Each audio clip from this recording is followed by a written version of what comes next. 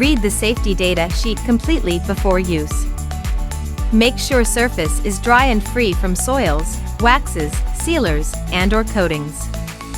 Generously apply an even coat of the stone sealer on the surface being treated using a lamp spool applicator, paint brush, low-pressure sprayer, or spray bottle. Allow sealer to soak into the stone surface for up to 30 minutes. Stone surfaces will have different rates of porosity. If the sealer absorbs into the surface in under 10 minutes, multiple applications will be needed. Repeat the process until the sealer stays on the surface for more than 15 minutes. Do not allow excess sealer to dry on the surface.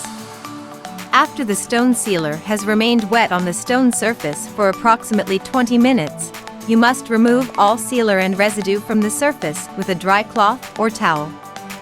Should any residue be left or dried on the surface, you may be able to remove it by applying a light coat of sealer to the affected area and buff it off using a clean cloth. We recommend that you complete the first application of the entire surface in manageable sections, so the sealer does not dry on the surface.